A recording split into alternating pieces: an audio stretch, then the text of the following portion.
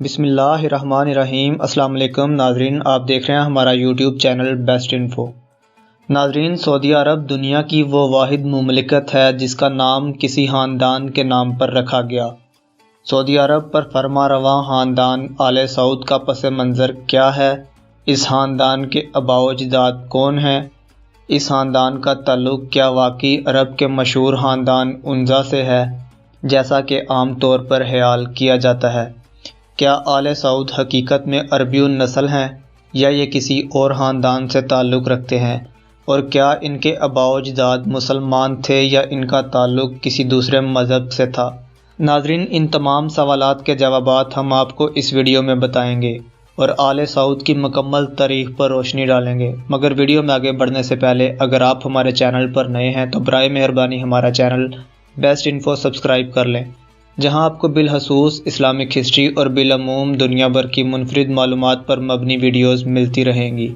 ناظرین، سال 851 ہجری میں قبیلہ عنزا کی ایک شاخ آل مصالح سے تعلق رکھنے والے کچھ افراد نے ایک تجارتی کارواں تشکیل دیا جس کا مقصد عراق سے غذائی اجناس خرید کر انہیں نجد لانا تھا۔ اس قافلے کا سالار سامی بن محلول تھا۔ جب اس قافلے کا گزر بصرہ کے بازار سے ہوا تو قافلے کے کچھ لوگوں نے اشیاء خرد و نوش خریدنے کے لیے بصرہ کے بازار کا رخ کیا اور وہاں وہ ایک تاجر کے پاس پہنچے تو وہ تاجر یہودی تھا۔ ناظرین، اس تاجر کا نام مردحائی بن ابراہیم بن موسیٰ تھا اور خرید و فروخت کے دوران اس تاجر نے ان لوگوں سے پوچھا کہ تم لوگوں کا تعلق کہاں سے ہے؟ انہوں نے جواب دیا کہ ان کا تعلق عنزا قبیلے کی ایک شاخ المصالح سے ہے۔ یہ نام سنتے ہی یہودی کھڑا ہو گیا اور وہ سب کے ساتھ بڑے اتفاق سے گلے ملا۔ اس نے بتایا کہ وہ خود اس قبیلے کی شاخ سے تعلق رکھتا ہے، مگر خاندانی جھگڑے کی وجہ سے اس تاجر نے بصرہ میں آ کر رہائش اختیار کر لی۔ اس نے اپنے خادموں کو حکم دیا کہ قافلے والوں کے تمام اونٹوں پر گندم، کھجور اور چاول کی بوریاں لاد دی جائیں۔ یہودی تاجر کے اس رویے نے قافلے والوں کو حیران کر دیا۔ وہ انتہائی خوش ہوئے کہ عراق میں ان کے خاندان کا ایک فرد مل گیا ہے جو ان کے رزق کا وسیلہ ہے۔ ناظرین، اگرچہ وہ تاجر یہودی تھا مگر چونکہ المصالح قبیلے کے لوگوں کو اناج کی شدید ضرورت تھی، لہٰذا انہوں نے اس کی مہمان نوازی کو غنیمت جانا۔ جب قافلہ اپنا واپسی کا رہتے سفر باندھ رہا تھا تو اس نے اہل قافلہ سے درخواست کی کہ وہ اگر اسے بھی اپنے ہمراہ لے چلیں تو یہ اس کے لیے بڑی خوش بختی ہوگی، کیونکہ اس کی عرصہ دراز سے خواہش ہے کہ وہ اپنے آباء و اجداد کے وطن کو دیکھے۔ اور یوں وہ یہودی تاجر قافلے کے ساتھ نجد پہنچ آیا۔ ناظرین، نجد پہنچ کر اس نے لوگوں سے راہ و رسم بڑھانے شروع کر دیے اور کئی افراد کو اپنی چرب زبانی کی بنا پر اپنے حلقہ اثر میں لانے میں کامیاب ہو گیا، مگر غیر متوقع طور پر اسے وہاں القصیم سے تعلق رکھنے والے ایک مذہبی رہنما شیخ صالح السلمان عبداللہ کی مخالفت کا سامنا کرنا پڑا۔ اس مذہبی عالم کی تبلیغ کا دائرہ نجد، یمن اور حجاز تک پھیلا ہوا تھا۔ یہودی کو اس شخص کی مخالفت کی وجہ سے مجبوراً یہ علاقہ چھوڑنا پڑا اور وہ القصیم سے الاحسا آ گیا۔ ناظرین، یہاں آ کر اس یہودی تاجر نے اپنا نام تبدیل کر دیا اور وہ مردحائی سے مرحان بن ابراہیم بن موسیٰ بن گیا۔ پھر وہ یہاں سے القطیف کے قریب ایک علاقہ دریا میں قیام پذیر ہو گیا۔ یہاں اس نے مقامی باشندوں میں اپنا اثر و رسوخ بڑھانے کے لیے ایک من گھڑت کہانی کا سہارا لیا۔ کہانی یہ تھی کہ رسول اللہ صلی اللہ علیہ وآلہ وسلم کے زمانے میں مسلمانوں اور کفار کے مابین لڑی جانے والی جنگ احد میں ایک کافر کے ہاتھ رسول پاک صلی اللہ علیہ وآلہ وسلم کی ڈھال لگ گئی۔ اس کافر نے یہ ڈھال بنو کنیکا کے ہاتھ فروخت کر دی۔ بنو کنیکا نے اسے ایک بیش باخزانہ سمجھتے ہوئے اپنے پاس محفوظ رکھا اور وہ ڈھال میرے پاس ہے۔ یہودی تاجر نے اس علاقے کے بدوؤں کے درمیان اس طرح کی کہانیاں پھیلانا شروع کر دیں۔ ان من گھڑت کہانیوں کے ذریعے وہ یہ ثابت کرنا چاہتا تھا کہ عربوں میں یہودی قبائل کا کتنا اثر ہے اور وہ کس قدر لائق احترام ہے۔ اس تاجر نے اس طرح عرب دہاتیوں، خانہ بدوشوں، بدوؤں، قبائل اور سادہ لو افراد میں اپنا ایک مقام و مرتبہ بنا لیا۔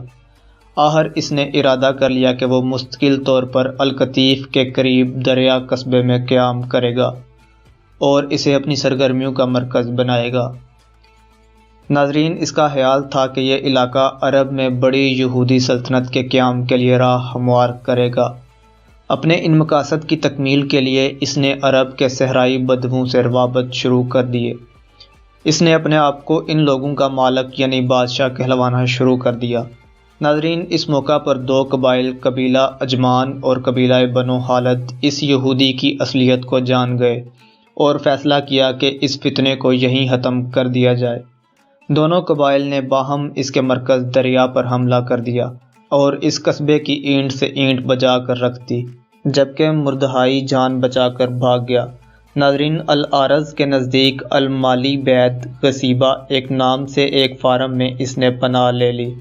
یہی الارض آج ریاض کے نام سے جانا جاتا ہے، جو سعودی عرب کا دارالخلافہ ہے۔ مردہائی نے اس فارم کے مالک، جو بہت بڑا زمیندار تھا، اس سے درخواست کی کہ وہ اسے پناہ دے۔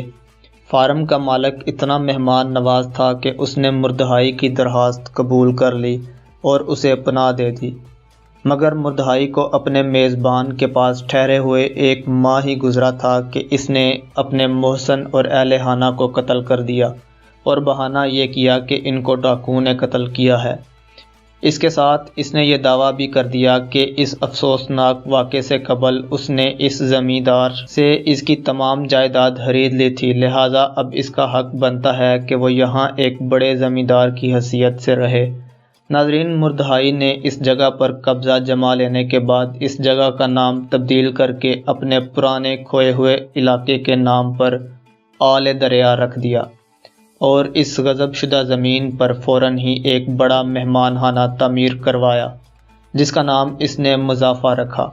یہاں رہتے ہوئے اس نے آہستہ آہستہ اپنے مریدین کا ایک حلقہ بنا لیا، جنہوں نے لوگوں کے درمیان یہ غلط طور پر مشہور کرنا شروع کر دیا کہ مردہائی ایک مشہور عرب شیخ ہے۔ کچھ عرصے بعد اس نے اپنے اصل دشمن شیخ صالح سلمان عبداللہ کو ایک منصوبے کے تحت قصبہ آل زلافی کی ایک مسجد میں قتل کروا دیا۔ اس اقدام کے بعد وہ ہر طرف سے مطمئن ہو گیا اور دریا کو اپنا مستقل ٹھکانہ بنا لیا۔ دریا میں اس نے کئی شادیاں کیں، جن کے نتیجے میں وہ درجنوں بچوں کا باپ بنا۔ اس نے اپنے ان تمام بیٹے بیٹیوں کے نام خالص عرب ناموں پر رکھے۔ یہودی مردہائی کی یہ اولاد ایک بڑے عرب خاندان کی شکل اختیار کر گئی۔ اس خاندان کے لوگوں نے مردہائی کے نقش قدم پر چلتے ہوئے غیر قانونی طریقوں سے لوگوں کی زمینیں ہتھیانا شروع کر دی اور ان کے فارموں پر قبضہ کرنا شروع کر دیا۔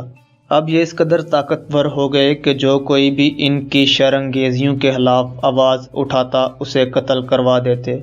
یہ اپنے مخالف کو زیر کرنے کے لیے ہر حربہ اختیار کرتے۔ اپنے اثر و رسوخ کو مزید بڑھانے کے لیے انہوں نے رابعہ، عنزہ اور المصالح جیسے مشہور عرب قبائل کو اپنی بیٹیاں دیں۔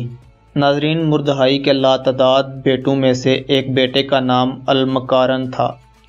المقارن کے ہاں پہلا بیٹا پیدا ہوا جس کا نام محمد رکھا گیا۔ محمد کے بعد المقارن کے ہاں اس کے دوسرے بیٹے نے جنم لیا جس کا نام سعود رکھا گیا۔